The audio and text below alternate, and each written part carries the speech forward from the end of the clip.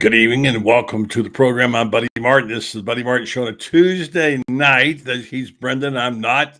I'm Buddy. And coming around the corner from the Orange and Blue Room in a moment is David Whitley. We'll talk about what else? Gator football, where you get your fill of it every weeknight, sometimes on weekends. And this weekend, Brenden, is one of the biggest weekends for Billy Napier ever. Shane Matthews calls it the most important game Billy Napier has coached this year. I think every game the rest of the year is seemingly a must-win. We seem to say that every week, but we shall see what this team can do on the road. Everybody who's watching, thanks for coming in. Make sure you smash the subscribe button on the lower right there and join our Gator family here on YouTube. If you're watching on Facebook, well, enjoy for a little while longer. We will probably have to pull that off there not too long, but head on over to YouTube and search The Buddy Martin Show and please subscribe. We're trying to pull you guys over so you will get notifications for all that good stuff. And that being, go ahead. I was just going to say also coming in a moment, we'll have Graham Hall, one of our favorite guys here tonight. And Loren Meadows has stuff to give away. And Kyle Curtis rounds out a jam-packed evening right here on The Buddy Martin Show. Yes, it's time again for Buddy Martin. Call him up and tell him what you're thinking. But be kind because he's doing the best he can. Better, stronger, faster. Mama says that alligators are ornery because they got all them teeth but no toothbrush. Hey, what if the voice calls while you're gone? Take a message. Bye. You ready, champ? I'm ready for this my whole life. I'm incapable of small talk. But that's why you love me, right? Kind of intimidating to be in the presence of so many great athletes.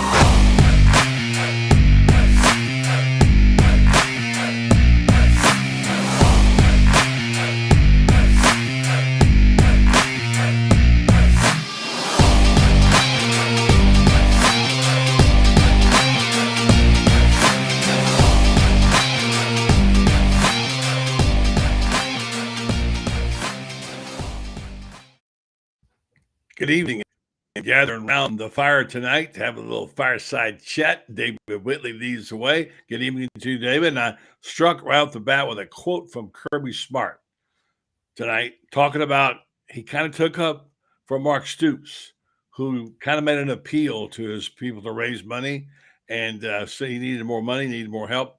And Stoops said, I can promise you, Georgia, they bought some pretty good players there.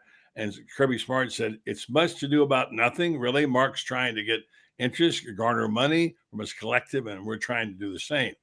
So, this is the truth. This is how it is. However, David, I thought the rule was you weren't supposed to use the money to induce people or to recruit them, but maybe I'm wrong. What do I know, David? Good evening to you. Good evening to you. But at first, when you said that you were going to quote Kirby Smart, I thought the quote was, "Who's Miley Cyrus?" But that's a different story. Okay. It's always interesting when you get a glimpse behind these coaches and how X and O oriented they are, how their world is sort of in a cocoon and the basic things in life, it just doesn't pass their radar. And, I'm not, a huge Miley Cyrus fan by any means, but I've heard of her. Who does he play for? Miley, let's see. The Cyrus is, it wasn't Miley Osiris. No, it wasn't. No, we know about him. He's gone. Yeah. He graduated. Yeah. But anyway, it is interesting. He's sort of when Mark Stoops says that, he's it's sort of an unwritten rule. You don't say the other team's buying players, even though everybody knows that's what it essentially is now. Just take us back to last spring when Nick Saban more or less said the same thing about Jimbo over there at Texas A&M, and that became a running soap opera for about 3 months. Of course, Jimbo's a little bit more fiery and defensive about what he's doing than Kirby. Kirby has the advantage of being the king of the world right now. Bully pulpit. He's got the bully pulpit. So he can afford to be magnanimous and say, yeah, Mark, he's just trying to help himself out. Sure. Hey guys, Brenden, I want you to weigh in on this. Let's talk about now 6 games into the season and how well the quarterback position is being played by one Graham Mertz. Let me give you some numbers here, Brenden, you and David, and tell me what you think. Okay? Somebody owes this guy an apology. He has more passing yardage than Bo Nix, Spencer Rattler, and Kyle McCord. More passing TDs than Drake May, Garrett Schrader, and Spencer Rattler. Has a better completion percentage than Michael Penix, Kenneth Williams, Shedeur Sanders, Jaden Daniels, and Dylan Gabriel. Less interceptions than Carson Beck, Quinn Ewers, Sam Hartman, Drake May, and J.J. McCarthy.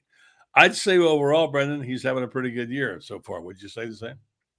I mean, I'm not a numbers guy, really. I think that sure he's had a great year numbers wise. I think he's had a great year at home. I don't think he has a great year on the road, and I think that's a bigger discussion that is being defined. There's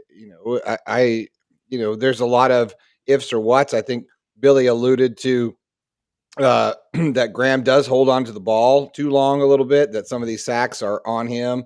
I think he has a lot to sort of get better. I think he's very functional. I think he's done a great job at home, but on the road, that's what we got to figure out here, because this team has got to figure out, who's the leader on the field when they're on the road and how they get this offense going and how they make a difference, because I think he's a very functional, great quarterback. But I had a discussion with somebody earlier today about, excited about DJ Lagway and what he brings in. Lagway's not here, and he won't even be the starter next year.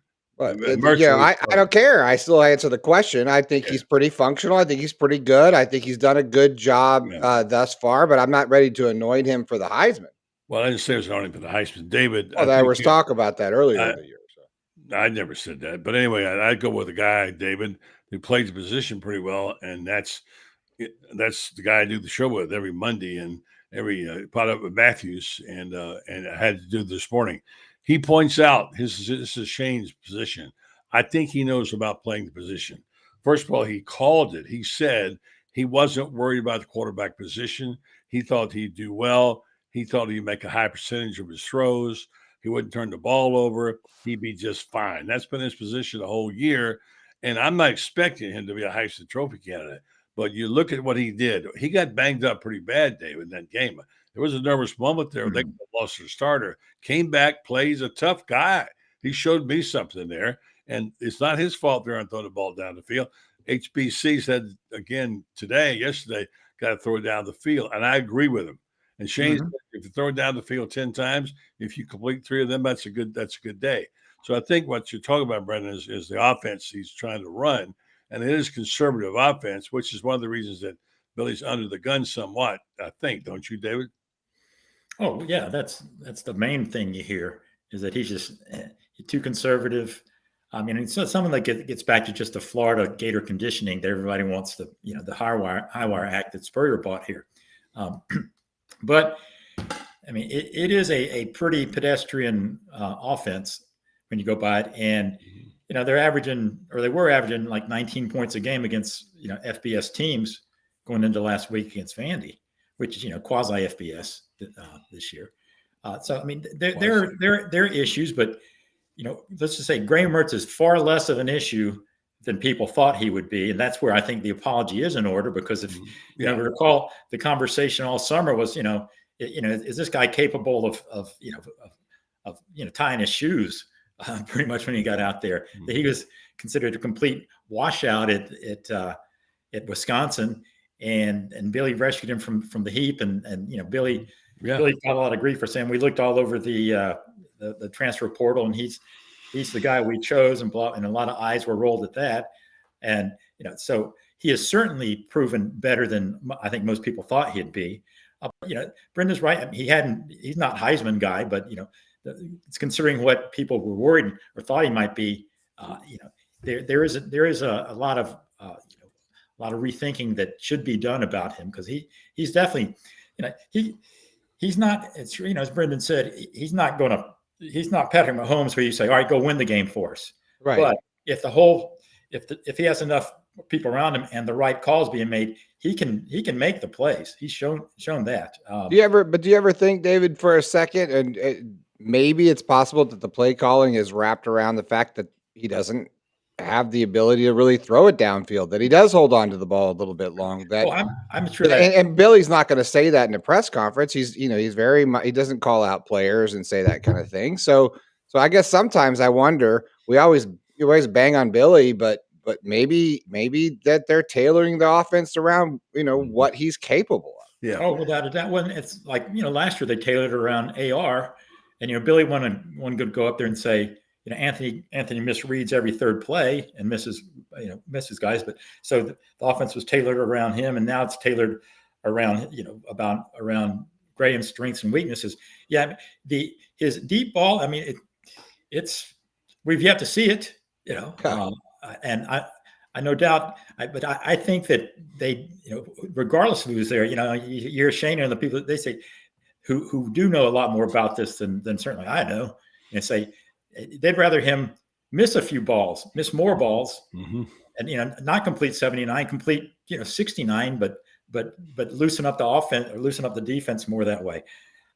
I don't know, but to get back Spurrier came out and said that on the show yesterday or today. He said that he wants to throw it downfield more, and we all agree with that.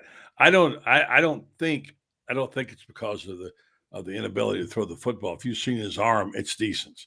It's good enough. I'm not saying he's what he's saying since Tim Tebow. I think if we said now, we look back at our comments 6 months ago and said, what were we expecting from Graham Mertz? I think after 6 games, he's exceeded all those, in my opinion. Yeah, because the expectations were so low. Yeah. I mean, at this point, you were wondering if he was still going to be on the team, or if Jack Miller was going to be calling play behind there, or Max Brown or somebody. And people in Wisconsin would be snickering, saying, "Yeah, we told you so." But I mean, nobody's saying that up there now. And so, I mean, all in all, I think the reclamation project can certainly be given a passing grade at this point. I was told today by someone who is connected that there was one of the biggest stars on the offense was very concerned a couple of weeks ago by the lack of offense by Billy. That's the players. So that's going around, Oh yeah. And Billy's a conservative coach. He doesn't throw the ball enough on first down. We all know that. He doesn't throw the ball deep. He likes to dink and dunk a little bit too much. He wants to live off the running game, and you can't live off the running game when you're outmanned the offensive line, which they were against Kentucky. Certainly a big game, a running game for Johnson in this past 130-some yards. He had a terrific day. So, but Spurrier says you got to pick your poison. You're a running team or a passing team. And right now, I think we have this classified, guys. He's trying to run the ball. Would you say that's accurate? Oh, without a doubt. I mean, I thought he would try to do a little bit more passing this past weekend, where you had sort of a margin for error against Vandy to go out there and take more shots, just to get that mojo going for the next few weeks when they're going to need it. I mean, certainly you don't see him being able to run the ball again, successfully against Georgia.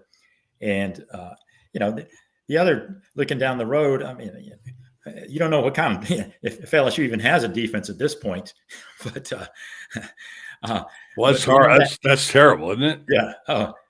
Yeah. So that'll be interesting. But the immediate thing is, that this weekend, I mean, South Carolina's defense has had some woes. In fact, they have woes everywhere up there. And I kind of think that maybe he played it conservative this past week, especially in the second half. And he went back into, look, we got this game in hand. Let's just play it safe, and get out of here with the W, because God knows they needed one. Yeah. And save some stuff for South Carolina where you're going to need it. Yeah. So we got some questions on the board. We got a guy in the orange and blue room going to join us for a 4-way discussion. One, Graham Hall, almost said Graham Mertz. Graham Hall in the orange and blue room. Brenden, you want to bring you in?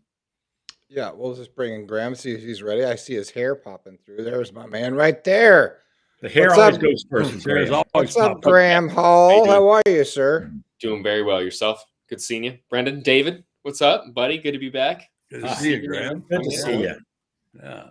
We're having your kind of conversation here today, and you can weigh in on this quite well. And that is the play of Graham Mertz has been better than expected, better than advertised, whether you look at the numbers or not. And I guess I could say our supposition was that maybe he being held back by the offense, or is he holding back the offense? How do you see it, Graham? Well, I think that, I'll go to what Billy Napier said, that sometimes the quarterback gets too much of the credit and sometimes they get too much of the blame. Now, I think with the lack of explosion, it's kind of a mixed bag, right? You know that Billy Napier is a little bit of a conservative play caller, right? But he is fine-tuning his offense around what Graham Mertz does well. And if you analyze what Mertz has done well throughout his career, he is really good on the intermediate routes, the short passing routes, making decisions, quick with the football. But he has maybe not played with the best offensive lines or even offenses that are fine-tuned around having dynamic threats in the passing game. And as a result, I think that you see that they're kind of going with what he does well, right? And there have been opportunities, with that said, to have more explosive plays. And a lot of that comes down to Graham Mertz making the decision quicker. And there have been a handful of those, but also the offensive line where things stand from Florida from a continuity standpoint, missing offensive starters. They have not had ideal blocking for him when they have drawn up an explosive play. So again, it's not a straightforward answer. It's not on one person in particular. It's just where Florida is right now with lacking explosion necessarily. And I think that what Graham Mertz is being able to do is be really efficient. I mean, most of the passes that he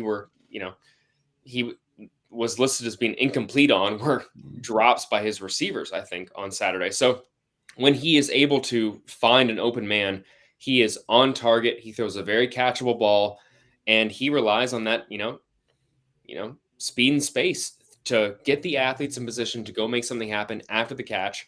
And that minimizes the risk. Last season I said this, that Florida had a great quarterback in Anthony Richardson, and everyone knows that I love Anthony, but he did make some decisions that would put Florida in a position, especially against Kentucky last season, to lose football games. And Graham Mertz has not done that this season. And I think that's one of his most underrated attributes. Let's talk about what we haven't seen, what's still there, and let's take it on a positive note. There were certain groupings, and Shane pointed this out to me this morning, when they had certain guys in, like Boardingham, and they had Ricky Pearsall and Trey Wilson in the lineup. They had their two biggest running plays of the day with Webb.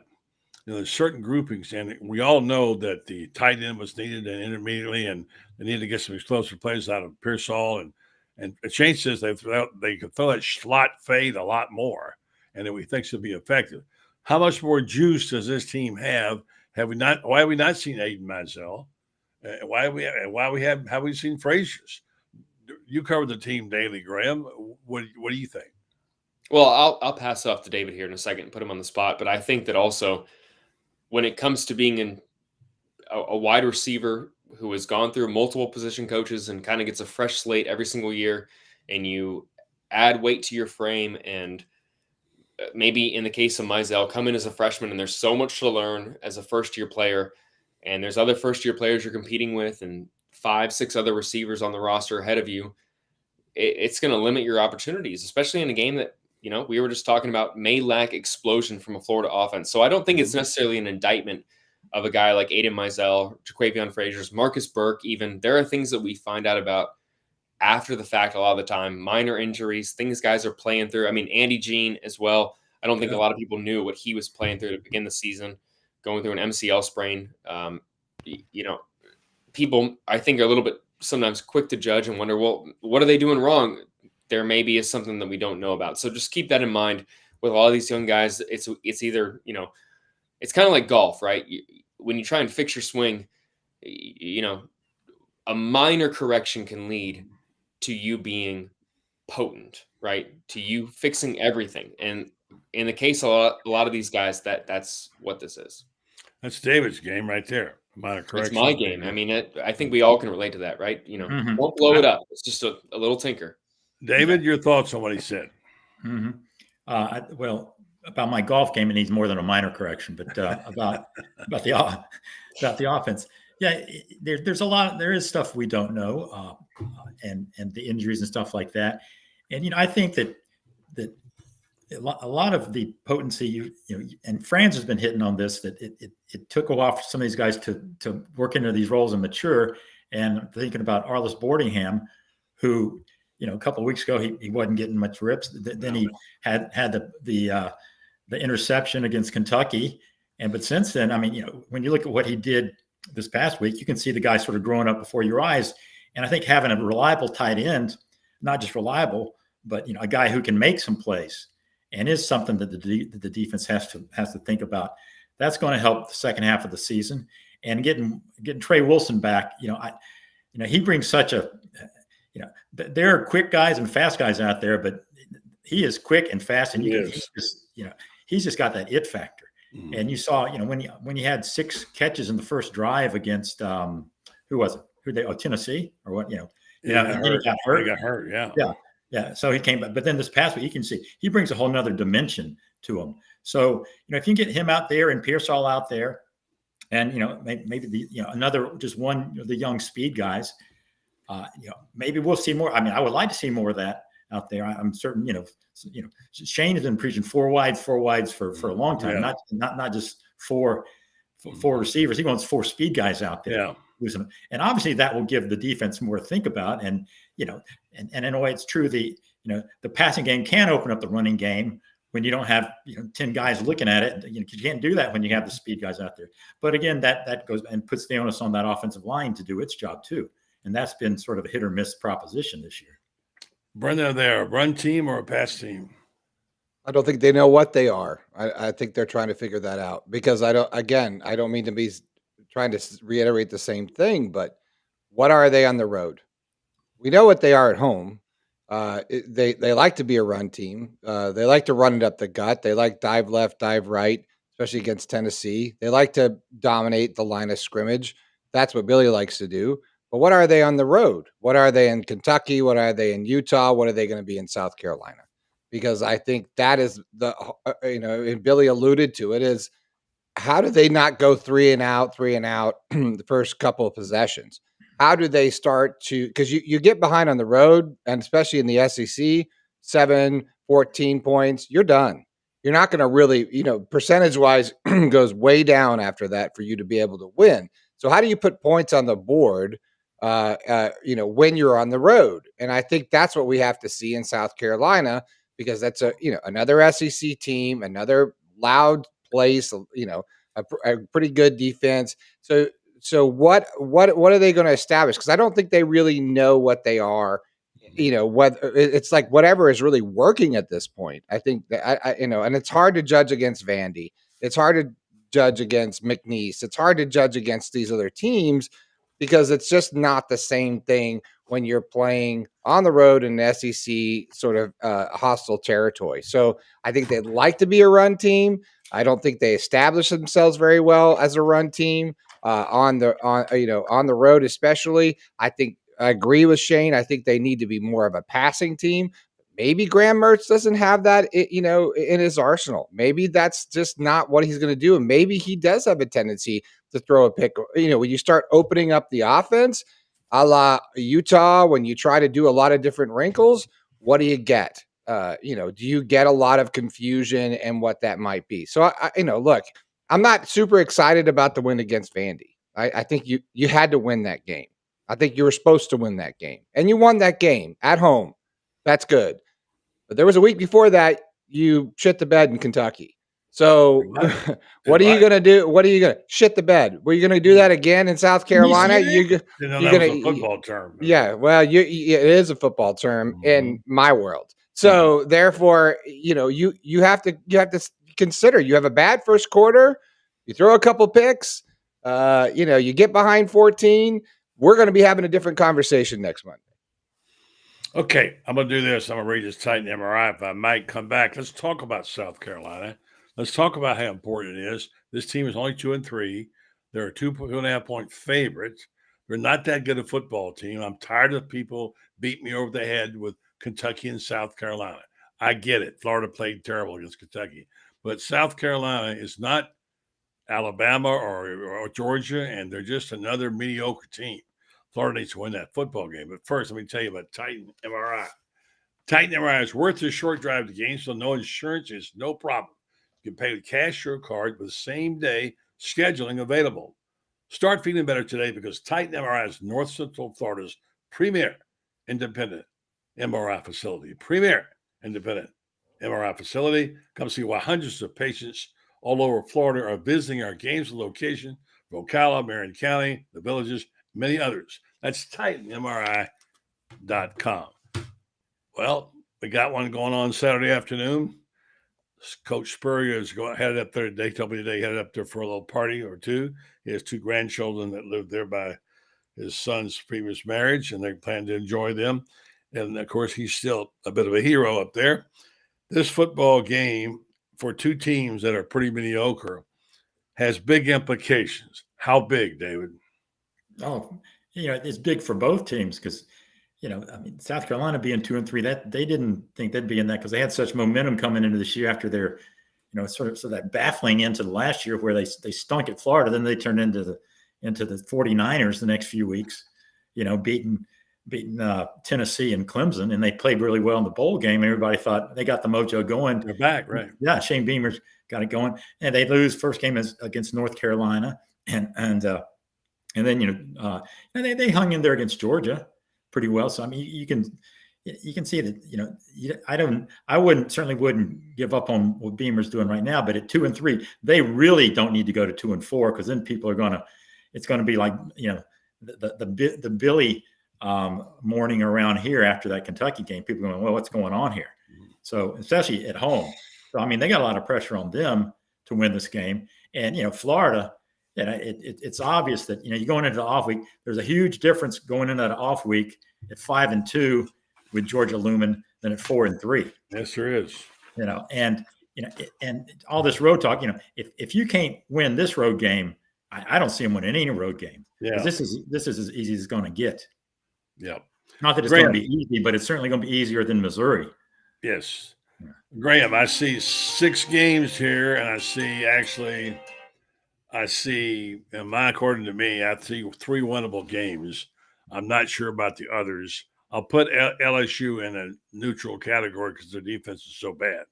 Let's talk about what are the winnable games, Graham. You need to win this one to start with, first of all, because they're going to get 2 more wins. They get to the mark they need to be at to actually beat the expectations of 5.5 wins, right? So if you go by this stuff. So South Carolina, W, what do you think? I think it's very likely, yeah. Okay. But it's, there's, like you said, no guaranteed wins left on the schedule. Right. Georgia's an L for sure. Arizona's a beatable team, Graham and David and Brenden, I think. Don't you guys think so? I mean, Arkansas. I think the Razorbacks have looked like a mess the last couple of weeks. I mean, they lost to BYU. I think KJ Jefferson's a great quarterback. They have a great running back in Raheem. I think they're a little bit of a mess right now, which is so sad for me to even say because I was rooting for Sam Pittman. I know a lot of people were. He seems like such a genuine, likable guy, kind of like a Mike Leach type figure where you just care about him as a person in a sense. You know that he's in it for the right reasons. So I'd like to see him work out at a place like Arkansas. They deserve it. Yeah, I agree. Yeah. To see where they're at right now, they're in a very critical juncture.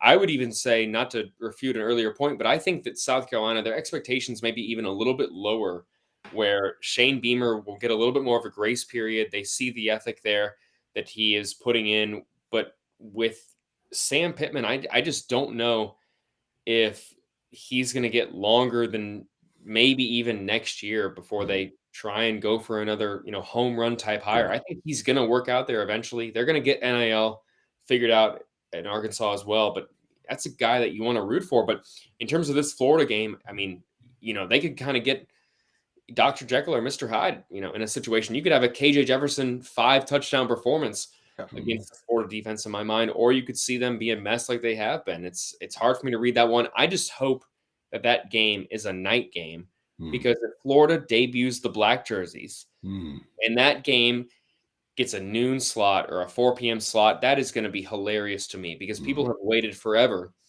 for the black jerseys, not to see them at noon under that Florida sun. Yeah. They want to see him in a night game. So Yeah. if that's a night game, black jerseys, Florida wins. Okay. So say David? they're two right there. But then you're talking about a Missouri offense that looks Yes. fantastic. Unbelievable. And Drinkwitz is kind of going on there all of a it's sudden. been about, Eli Drinkwitz hiring an offensive coordinator, and that is, I think, going to be such a point of contention in the build-up to the matchup. All right, and then of course FSU. Shane thinks they're beatable. I don't know. I'll give it to FSU right now. How do you guys feel? Brenden, take it. I just don't feel like you're going to beat FSU. I think it's a tough win. I think they look really good. I think Taggart's got him playing ball. I mean, I don't know. I just don't. Yeah, sorry. I don't feel like you're going to see. I just don't feel like you're going to see. I just don't think they're at that level right now. I think you're going to miss out on. It should be. I know it's home. It's in the swamp. I know it's a rival game. I just think they're playing a better level of football right now. I agree. So I see South Carolina, I see Arkansas, and I see Missouri. Yeah, that Missouri's the key, I think, because I think if they were playing Arkansas this weekend, it'd be better because they're a real mess right now. And I'm with Graham. Everybody likes Sam Pittman. You want to do well, but he is officially on the old hot seat right now. It's unfortunate, because I was reading where if he loses this game, he's going to fall below 500 at Arkansas. And he had it going, and he just seemed he's such a regular guy. I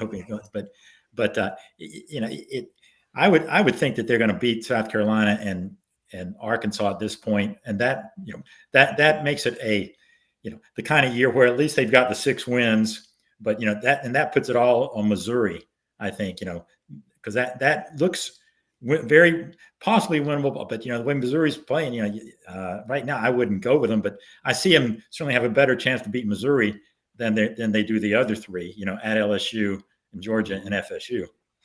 Even with LSU's bad defense, but it's in Baton Rouge too, by the way. All right, final question. Somebody's got to go. I know Graham's got to run. Hopefully David can stay for a minute. Let's get down to what player, not named Graham Mertz, has been the most pleasant surprise to you this year for the Florida Gators, offense or defense? Who wants to go first? Graham, let's do it by youth. You go. No. Yeah. Like my elders. I'm going to say Tim Tebow. Oh, wait a minute. First.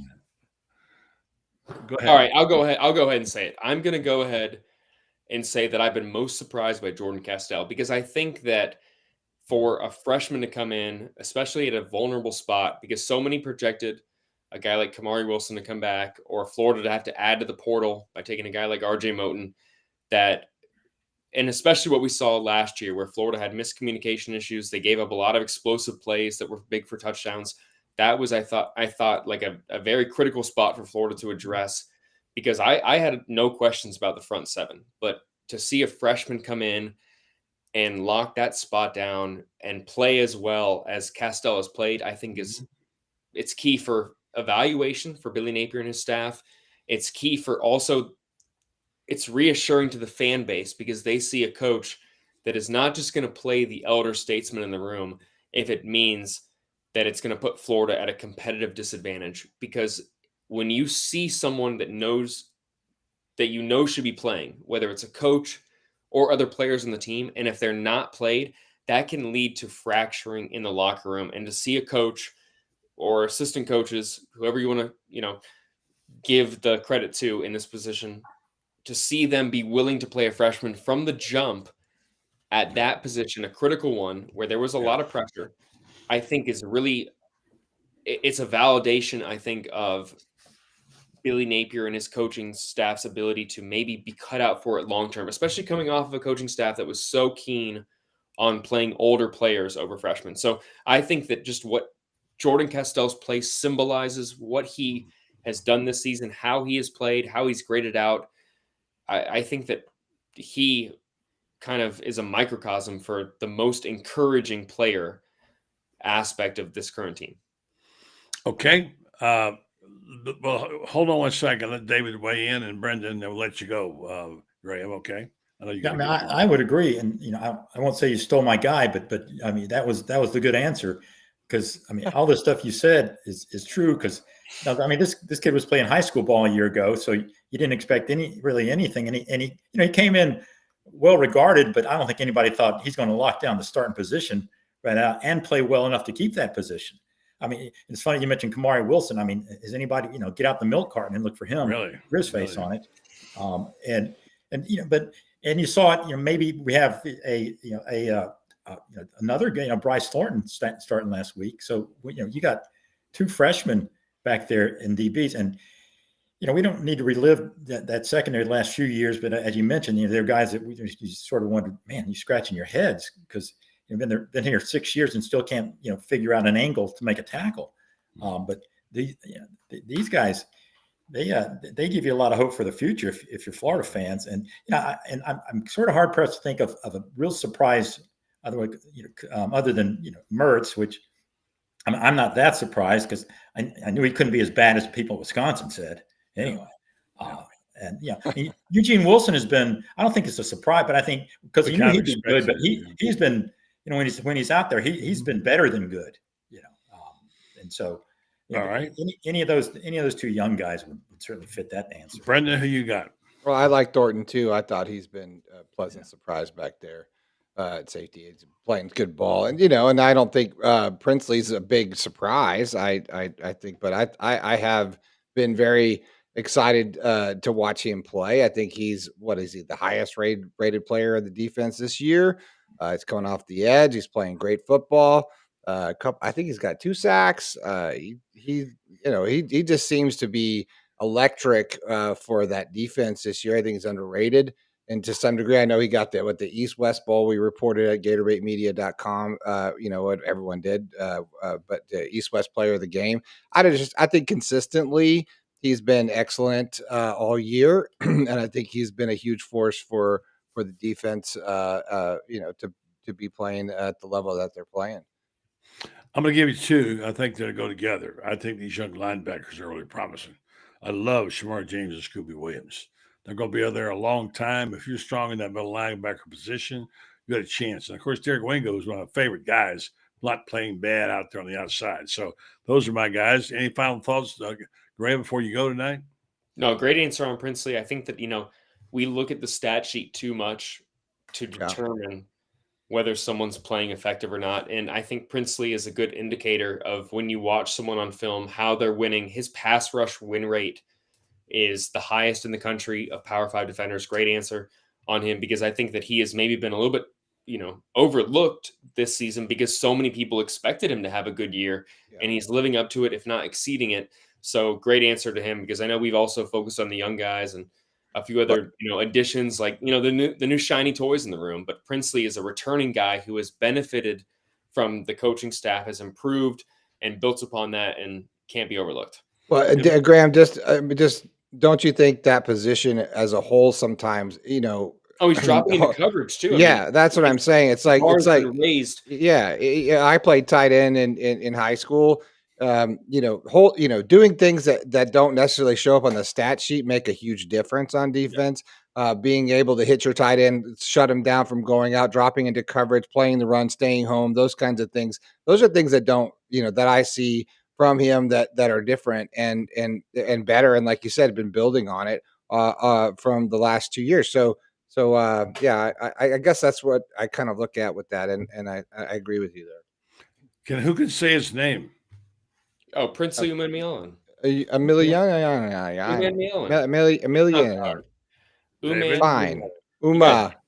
Now it is true that this is the only team in NCAA history that has a Princely and a Kingsley, right? It's true.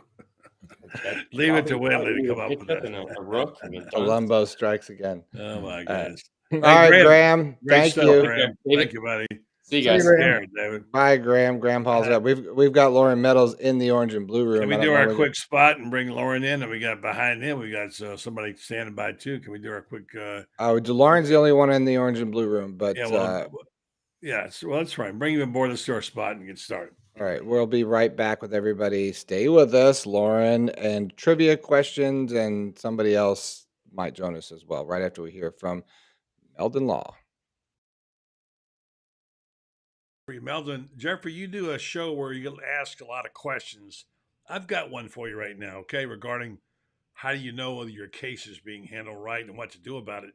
In medicine, you can get a second opinion if you're not satisfied with the doctor's opinion that they have. And do you have that in law? Can you do that with lawyers?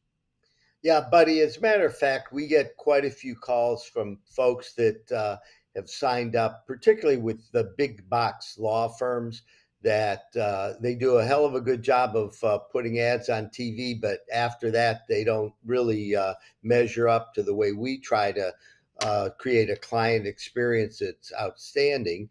And we're always willing to review a case and give a second opinion, just like with a doctor, because not all law firms are created equal. I guess that's the normal thing. Just go to Meldon Law, Google it, and find out, and just give them a call. And like you say, if you come in, you get to see a Meldon. You don't get shuffled off to somebody else. You get to see a Meldon, and that's good to know, because a lot of people don't know how to do that stuff, like me. And maybe you can coach us through. So Meldon Law, they won't back down. They will take your questions about your case if you have a question. Yes, whether it's a new case or an existing case, give us a call. We'd be glad to go over it with you. There's no charge to review your case with you. And a lot of times it makes good sense just to get a second opinion. Good stuff from Meldon Law. They don't back down, but they will give you a second opinion. All right, we're back with Mr. Loren Meadows and Kyle Curtis joining the program. Welcome, gentlemen. How you guys doing? How are we doing, guys? Got a fivesome going. It's like Fox's pregame show.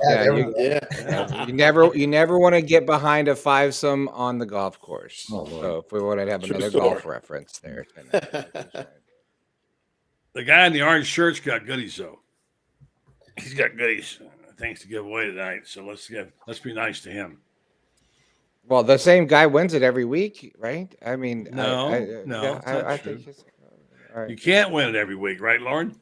No, you can't win every week. You get one shot a week, but you can win in consecutive months. And I think Toby Permeter, I think he's won three times or at least twice. So we owe him first. Yeah. Hey, Loren, how was your cruise? I heard you went to Coca or whatever it was. Okay. We talked about it. Yeah, it was solid. It was a good time. Had one of those over the water cabanas, so we did it big and had a nice time. Ended up having great weather. The weather was supposed to be a little sketchy, but it actually ended up really good weather the whole time. So we were blessed with that. But it was nice way to spend the big 5-0.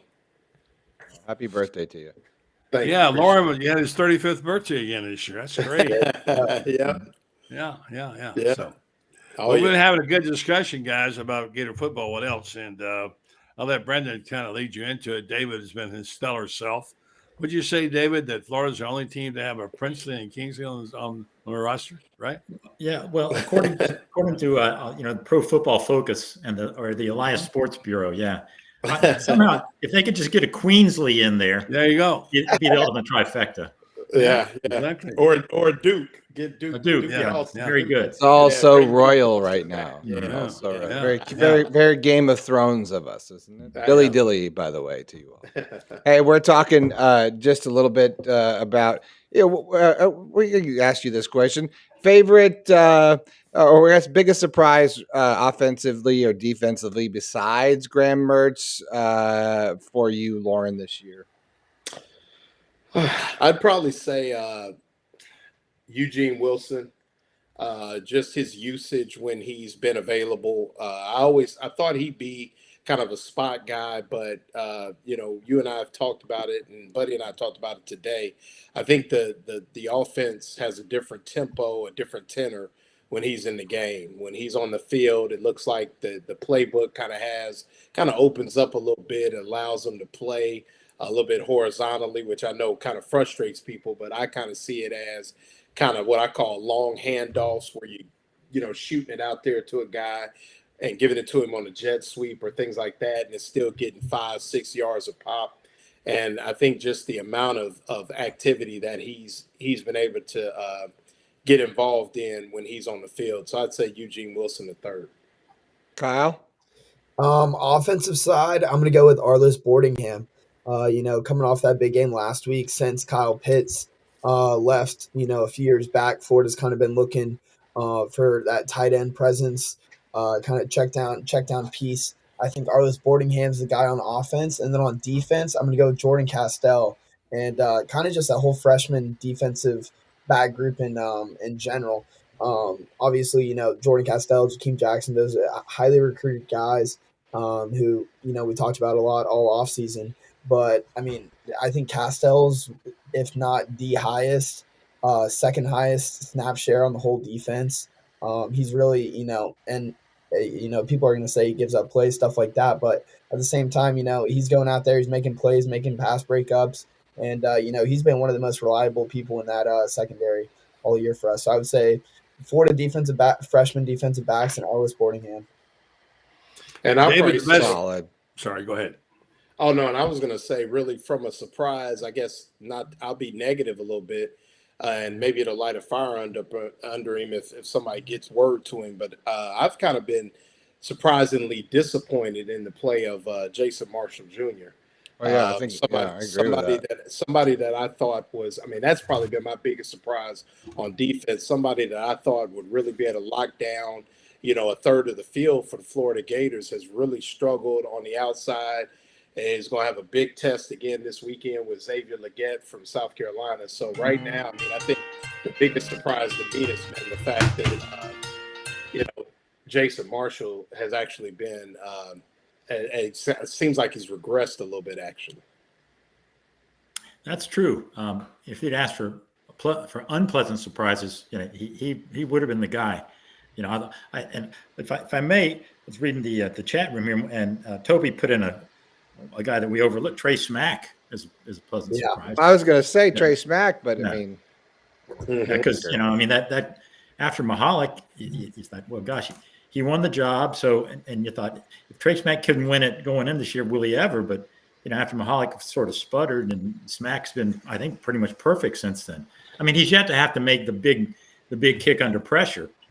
But he's certainly, on kickoffs, he's been aces, just booming it all the time. But we'll see. But, even the field goals, every field goals he's tried has looked like, he's really gotten his act together. So far it's good.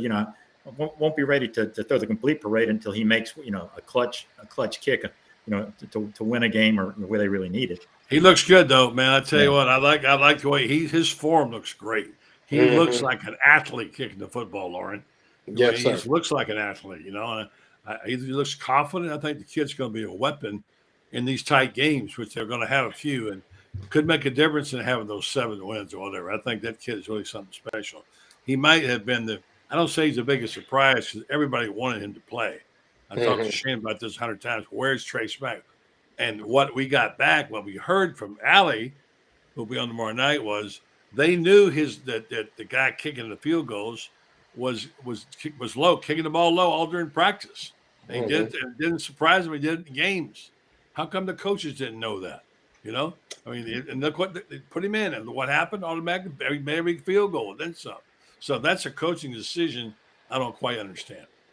Well, I think that's one of the things that frustrates people about Coach Napier's staff is sometimes they seem to outsmart themselves, so to speak. And rarely do you have a walk-on kicker, and then you got a scholarship kicker. It really doesn't make sense with no answer. I know the only thing I could point to, and I guess to give the staff a little reprieve, is the fact that I think Smack had some injuries, some leg injuries, some things like that to maybe kind of set him back. But if you just look, person to person, player to player, it couldn't have been close. And that's just one of those head scratchers that, people like Mr. Whitley and others that really cover the team and all just kind of like, what that makes sense. It just didn't really match up, particularly the way that Smack is kicked so far. So, I just, that'll always be a mystery to me that was ever a competition. Yeah, we need guys like Whitley to speak up and put a little fire in there. Whitley's the guy. He's the guy. He's the boss of Gainesville media. Come on, David. Let's go. Rip him, man. Rip He's him. He's Mr. Last Question of the press conference on Monday. That's your spot, man. Yeah, I like bat ninth. Yeah, come clean around. up. It's clean up, baby. Clean Yeah, up. yeah.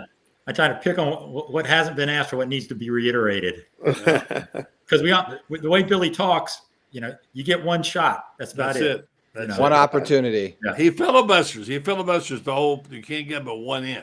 Right. That's your Edgar Thompson, who will be on tomorrow night. By the way, Edgar managed to get 3 or 4 in there. He asked double questions, and he's earned that right. But it's a tough gig when the only way you can talk to the head coach is you got to get in a group press conference, and maybe you get a question and maybe you don't. You can't learn too much except listen to the video, and that's how they want it. So. What do you guys think about South Carolina? Kyle, talk with you. I know you going up there. What is your, do you think it's a win? Do you think it's a loss? What do you foresee coming for Florida this weekend? Yeah, I was talking with a few guys who today actually who have because I'm a few guys by meaning a few of just some friends. I was talking to Zach Abelverdi, who is actually my professor. I take a class with him, the On3 reporter, and I was talking to him about Columbia, just basically asking about it because I've never been before. And he said that he thinks it's going to be harder to play than Utah. He thinks it's going to be harder to play than Kentucky. So I think, I think they're going to show out. And that just makes me the first thing that came to mind is what kind of Gators are we going to get? Are we going to get a team that is in the swamp? Or are we going to get a team, that doesn't even look like they know how to line up on the field? So, South Carolina, the Spencer Rattler obviously is, phenomenal at quarterback. He's, been shooting up draft boards, I know, recently and stuff like that. So, I mean, if Florida goes out there and is able to play their game and be able to control the ball and actually run their offense consistently, I think, we're going to go out there and at least put ourselves in a position to win at the end and keep it close. I'm just scared that, playing on the road, they haven't really proven to us that they can do it on a consistent basis. Hey, where's Lauren's trivia question we were going to ask earlier? All right. Well, I just was asking, but so win or loss, Kyle? What do you say? I think that it's going to come down. I think that this is the week that Trey Smack gets a field goal attempt. I think that it'll come down to about a 40-something yarder, and I think that Smack puts it through, and we end up we cover. We win by 2. We win by, let's say, 2017. All right, that's a lock from Kyle Curtis. Wait a minute, Kyle, are you playing, Kyle? Am I playing? Yeah, he's in the game. It said, wait, are you shooting up or long snapper? He's a long snapper. Just asking, is it on the team or what? I'll play slot receiver. Yeah, long snapper. Is what he's going to do. All right, let's hear from the trivia question. And David, I want you to answer it if you can. Okay. All right. Let's see. Now, Loren, I keep asking you to make your phone sideways, so we might cut your head. We might just see Loren. Yeah. We might just see your forehead here, but we'll give it a shot here. I think this was before you told me to move. So don't ever admit that it's old. Now this is fresh from today. Hold on. Here's Loren. Here's Loren. Loren Meadows here with Gator Bait Media, coming to you live from Spurrier's Gridiron Grill with Tuesday Night Trivia. Of the top 10 offensive performances in total yards in Florida's single game history, what player has 2 of the 10? Be the first to answer and you'll be entered into our monthly drawing for swag and other prizes from Gator Bait and Spurrier's Gridiron Grill. With Tuesday Night Trivia, this is Loren Meadows. All right, now what's top offensive performance? Is it yards? Is it touchdowns? What is it, Loren? I said total yards. You got to listen to the question. Total yards. I didn't hear it. That's what I'm asking. I want to be precise, Loren. I want to make sure I get the precise. I'm asking the author. All right, total yards. Yes, sir. Who is it, David? When in doubt, say Percy Harvin. All right. We won't count our answers. All right. Well, we won't count our answers. It's not fair. I got the chat room up on the site, so we'll see who comes up with it. I kind of like Tebow. I'm Robert Turner. I think I'm going to go Emory Jones. Emory Jones. That's not a bad guess. Yeah, that's not a bad guess. Yeah. I'm going to go Wade Boggs. I'm going to go Emmitt Smith. No. Why not? Could be possible. I know could every be solid. you like. I think he had one game over like 500 total yards or something like that. Well, we'll see. Let's go. Since we have a few minutes left while we get these coming in, let's go with Loren. What's your pick for the Saturday? I'm going to say Florida. I think that the Florida defense travels this time, and South Carolina's had a tough time protecting Spencer Rattler. They struggled with it last year against the Gators, and I think that it'll kind of hold true again. And, as good as Spencer Rattler's been, he's been prone to give you a couple every now and then. So I think that'll be the difference. And like I said, I think with Eugene Wilson and Pearsall and some of those guys, also the return of Trevor Etienne, hopefully to the lineup, I think it kind of, I think they continue to kind of threaten teams a little bit horizontally as opposed to vertically and kind of get those guys out on the edge. And, I say Florida, I'm going to go 28-21. Florida. 21, 7-point difference. All right, Mr. Whitley, what do you got? Yeah, I'm going to be a sucker. Go with the Gators again. Yeah. I keep it's hope against hope that they're going to put it all together one weekend. And South Carolina's just not that good. I mean, Rattler's dangerous, but I don't think he's enough to beat him. And I mean, and Williams-Brice, it's a loud stadium, but I think it's the kind of place that they're just one interception, one bad turnover away from the grumbling starting, and that crowd is waiting to be taken out of the game. So and God knows it's a big if Florida can just avoid yet another. It's not just losing the road; it's going out there and not showing up till the second half. If they can get out to a decent start, I think that they can take control of the game. But yes, I'm going to go 24-13. 24-13, says Mr. Whitley. Mm-hmm. I'll go next. I think Napier's going to have him go to bed early. That's right. I think Napier's going to have him show up a little bit early. I think he's emphasizing some things that are a la Urban Meyer-esque, with his 48-hour rule of no bad stuff, no getting in trouble. I know he's not issuing that. I'm just saying I think that Florida's going to start early. David, I like you. I think South Carolina sucks. And I think that they're due. I think Florida's due for a road win. And if they're going to put it all together, this is the week to put it all together. I could see. I don't necessarily see it as a super close game, but I'm going to go. It's 24-14 Gators. That's my answer, buddy. I'm thinking why Spencer Rattler didn't go to Florida A&M. I'm wondering. So anyway, bada bing. Yeah. Here's what's going to happen. Trace Mack's going to kick a long field goal to win the game, 31-30, and Gators come out a winner and get back on track to maybe make those 7 wins. Maybe it's going to take a bunch. They got to win South Carolina to have a chance to do this. So I'm going with the Gators 31-30. All right. Well, we got it all. Did everyone pick Florida? We all got Florida. Pick Florida. Yep. Just a bunch of homers. Then they're definitely going to lose. All right. All right. So now, Loren, are you going to reveal the answer here? Are you? Because it looks like we have enough people in here. The first answer was the best answer. Chris Sorley picked Cal Trask, and Cal Trask is the answer. 2 of the top 10 offensive performances, total yards, was Cal Trask. I remember Kyle Trask. He played for the Gators one time. He's pretty good. Hey, what do they do, Loren? We'll have to go through, I guess, and see who won. Well, we'll keep their name, and then at the end of the month, we draw for the prize. Okay. Well, how do we know who won? I guess You got their name already? Yeah, I got their name written down. Yes, sir. Chris Sorley got it? Chris Sorley, yeah.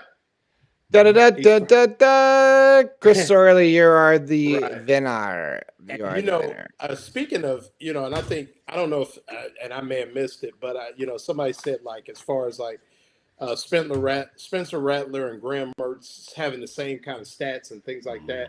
I think that people, need to take a kind of a cautionary tale on, looking at stats and the fact that Graham Mertz really hasn't thrown an interception this entire year. I mean, the two he's thrown were kind of big, kind of came off two people's hands and things like that. And I think people really, people have talked about, how he's not throwing the ball where he needs. I mean, he's putting the ball exactly where it needs to be, where they're asking him to put it. I mean, the throw that he had to Boardingham, where he bought time and then kind of sidearmed it on the last score. I mean, those are plays that you want a quarterback to make, and they're better than average football plays. And I think that, people need to really understand what Graham Mertz has meant to this program and how well he's really played. I mean, he has been the most consistent player on that football team, at least on offense. And I mean, when your quarterback's your best player, you're doing pretty good. So, I mean, they just got to put it all together, On the road. I mean, teams aren't going to let him throw 40-yard bombs. Those safeties are on scholarship too. You don't last long. But he can't throw 40-yard bombs. Yeah, that's what they say. But the ball he threw to Pearsall was 50 yards in the air. So he could throw it really high enough. Yeah. We'll see. We'll see. He's gonna be. We gotta see. We gotta see Graham Mertz on the road and Graham Mertz on home. I think he's good. I just gotta see a better, a better team leader, a better, as far as on the offense, and you gotta start early. Can't get behind on the road. That's it, and especially in the SEC. I'm hopeful that he does. All right, gentlemen. Thank you, everybody, for milk and cookies time, David. Get your milk and cookies time. That means Kyle and Loren and everyone go have a nightcap. All right. Good night to you, gentlemen. We'll say good night to everybody. Thanks for coming out to play with us tonight. Have a good night. And good night, Mr. Whitley. All right, buddy. You want to tell everybody about Renstar? Yeah, I do. I love telling about Renstar. Maybe our most loyal sponsor over the years, and people who do a terrific job. Downtown Ocala is a stakeholder. They, of course, have a high-quality, patient-centered clinical research facility right there in downtown Ocala. They bring cutting-edge clinical research trials to Ocala in areas like Alzheimer's, dementia, psoriasis, osteoarthritis, migraines, fibromyalgia, saying all that. Try that sometime, along with many of the conditions that affect us in this community, in our area. So you can count on them since their inception in 1998. They've had over 700 clinical research trials, and they continue to partner with prominent pharmaceutical and biomedical companies throughout the industry. If you want to get involved and take some of these tests, in some cases, this research will pay you time and travel. So check out their website, renstar.net, and find out why. Renstar Medical Research. Seeking hard answers to the health questions of today. Hey, good night, Brenden. Great job. All right, good night to you, Dad. Thanks for coming out. If you want a little bit more of the buddy Martin, he writes a column. You don't know if you know he is a world-class columnist. It is pretty awesome to read his stuff. France Beard, Kyle Curtis, and Loren Meadows all write for this place that you can go to online called GatorbaitMedia.com. Subscribe to Gatorbait right now. We still got our little you do the hat. You go on the QR code, takes you to Gatorbait. Go to subscribe. I think let me put this up. Oh no, that's our show one. Yeah, subscribe to Gatorbait Media right now. Do code WINNING, gets you 20% off. Still, oh, there it is. It's still down here on the bottom. All right, there it is. Code WINNING gets you 20% off at $79.20. We're gonna run that probably most of the season, so go check it out. All access annual is good. Make sure you hit the subscribe button down at the bottom. And we are still selling these shirts for fun. If you want to check on that, there's a whole store there actually where you can go to and click on and get yourself a shirt. We've got Gatorbait shirts, all that stuff. Actually, if you go to GatorbaitMedia.com and click on the store, store's open. I'm going to get some more stuff up there. But we get this logo. You'll get this logo on just about everything. Well, minus the Gator Bait Media part. We got hats, we got visors, we got white, black, t-shirts, all sorts of stuff. It says, some of these t-shirts, it says, if you ain't a Gator, you must be Gator Bait. Good stuff. So get them before. We got black ones out there for the blackout show and all that good stuff. It's going to be rad. Thanks to everybody for coming out for the show tonight. All of you guys, make sure that you follow us on Facebook. The Gator Bait. You can follow us at Gator Bait Media on Facebook, where all of our columns end up. You can go follow. If you're watching on the Buddy Martin Show, please click on that. If you are on YouTube, make sure you subscribe. We still have about 40% of you who watch or don't subscribe. And if you're on Facebook, go over to YouTube and subscribe, because this little getting us on Facebook thing is not going to be a permanent deal. So make sure you come on over to the YouTube channel, where it actually pays us a couple of bucks if you subscribe. Did you know that? It pays us a couple of bucks, amazingly. Just by subscribing, we get money. All right, that's it. Join us tomorrow night, which have a dynamic show. Allie Peak Wilbur, the YouTube star of the year, probably going to get player of the year on YouTube. I'm going to give it to her right now. She's on with us. David Moulton's on with us. Buddy Martin. I guess I'll show up. You can knock me around. It'll be fun. And that'll be at 9 o'clock tomorrow night. Those of you who are GatorBait member, GatorBaitMedia.com members, make sure you check out the Buddy Martin Show page, because you can watch the show while you peruse the site and read all that good stuff. That's it for me tonight. I am Brenden Martin, and as always, I say, go Gators.